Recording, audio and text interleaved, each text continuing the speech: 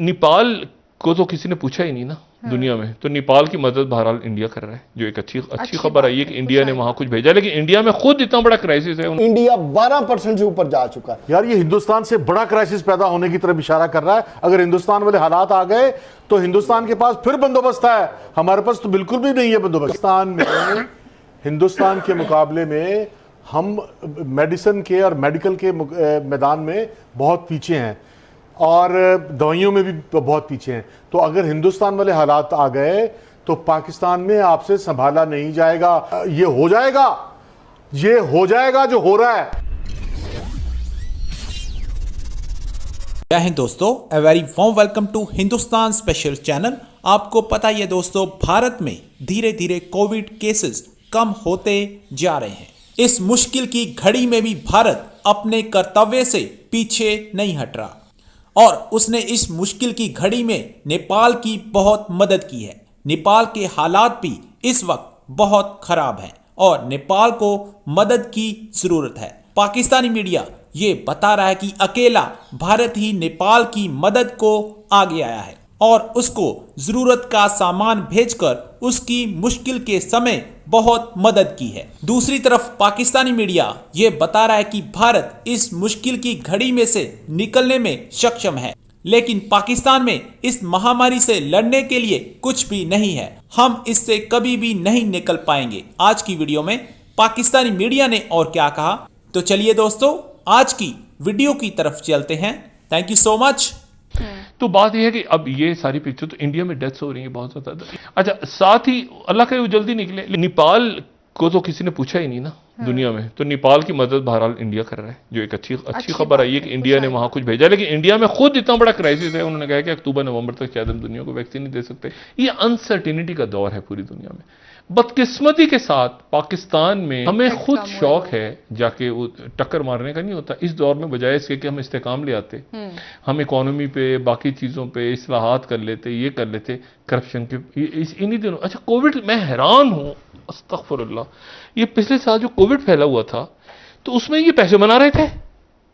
कितने बेशरम लोग हैं इसमें, ये फाइलें बेच के लोगों को जाली सोसाइटियों के नाम पे, ये कोविड के दिनों में डॉक्टर साहब सारे करप्शन केसेस नहीं, कोविड के साल में ये यहाँ पर जाली कंपनियां बना के, यानी लोग मर रहे हैं, यानी लोग दुआएं कर रहे हैं कि हम खुदा का वास्ता इससे निकल, अल्लाह करे इससे निकले किसी तरह, लोग दुआएं कर रहे हैं।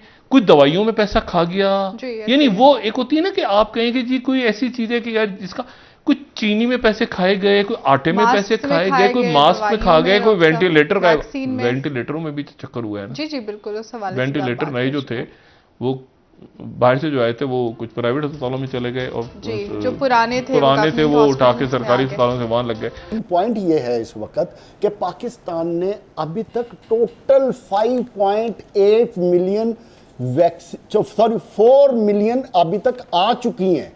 4 मिलियन वैक्सीन पाकिस्तान में आई हैं, जबकि आप तासुर ये दे रहे हैं कि हमारे पास इतनी ज्यादा वैक्सीन है कि हम 30 से ऊपर वाले भी आएंगे तो आ जाएंगे। सोचने की बात है। और वॉकिंग शुरू करा दी, और 40 साल से ऊपर आपके पास इस वक्त सिर्फ 30% आबादी है 40 साल से ऊपर, और 40 साल से नीचे 70% है। आप 40 से ऊपर वालों को नहीं कर सके, जो कि आपने टोटल 40 साल से ऊपर 9.5 लाख लोगों को लगाई है, जो सिर्फ टोटल 1.4% आबादी कितनी है पाकिस्तान, उसकी आबादी उसमें 6.5 करोड़ से ऊपर उसकी आबादी है। और अगर इसी के पैरेलल आप दुनिया में देखें ना, दुनिया से सबक हासिल करने, यूके जो है, यूके 80% से ऊपर जा चुका है, अराउंड 85%, यूएस 75% पे जा चुका है, इंडिया 12% से ऊपर जा चुका है।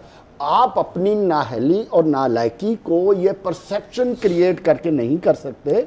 खुदारा, हम जो पहले दिन से इस शो में आपसे रिक्वेस्ट करते रहे हैं कि आप प्रॉपर प्लान करें, प्रॉपर ऑर्डर करें, लोगों को वैक्सीन करें, और यहां तक के इलाज मुआवजे में भी डबल स्टैंडर्ड हो रहे हैं। आप लोगों को अवेयरनेस तो दे सकते हैं ना कि आज गली मोहल्ले का डॉक्टर स्टेरॉइड लगाकर और 3 गोलियां दे के कोरोना का इलाज कर रहे हैं। आप लोगों को कम से कम इतना तो समझा सकते हैं कि ये बहुत खतरनाक बात है। जो खौफनाक सीन के पैदा खींचा इसने, मतलब जो जावेद की बात को हम दुरुस्त अगर समझ लें और सावधानी की उसने तैयारी की थी, तो ये तो फिर पाकिस्तान में जो है 40% ज़ायद 6 करोड़ की आबादी है। ये हालात बहुत खराब होने वाले हैं। ये हिंदुस्तान से बड़ा क्राइसिस पैदा होने की तरफ इशारा कर रहा है। अगर हिंदुस्तान वाले हालात आ गए तो हिंदुस्तान के पास फिर बंदोबस्त है, हमारे पास तो बिल्कुल भी नहीं है बंदोबस्त। पाकिस्तान में हिंदुस्तान के मुकाबले में हम मेडिसिन के और मेडिकल के मैदान में बहुत पीछे हैं और दवाइयों में भी बहुत पीछे हैं। तो अगर हिंदुस्तान वाले हालात आ गए तो पाकिस्तान में आपसे संभाला नहीं जाएगा। वो ऑक्सीजन भी हमसे ज्यादा पैदा करते हैं। तो अगर पाकिस्तान में ये हो गया जो ये इसने कहा है, नहीं ये हो जाएगा, ये हो जाएगा जो हो रहा है, ये हो जाएगा जो हो रहा है, इसको ना रोका गया, फौरी इकदाम ना किए गए तो हमारे यहाँ तो चीजें, हमारे यहाँ तो इतनी ज्यादा कसम पुरसी हो जाएगी। सर ये है कि जो फिगर्स इन्होंने बताए हैं जावेद ने, अगर उसको आप बिलीव करें तो सिनारियो जिस तरह अंजुम साहब ने कहा कि बहुत खौफनाक है। मेरे ख्याल से हमारी हुकूमत या तो अवेयर नहीं है इससे, और या प्राइम मिनिस्टर साहब को गलत फिगर्स या गलत तासुर जो है उन तक पहुँचाया जा रहा है। ये अलार्मिंग सिचुएशन है। ये अलार्मिंग भी छोटा लफ्ज़ है इसके लिए, जहाँ इतनी वेरिएशन है कि एक दिन के गैप से 23 से 8% पे आ जाती है और 8% से 23-26 पे चली जाती है। इस किस्म की सूरत हाल में तो हमें वॉर फुटिंग पर काम करना होगा। जो कोरोना सेंटर है वो बहुत अच्छा काम कर रहा है, लेकिन इसको एक्सपेंड करने की बहुत ज़रूरत है।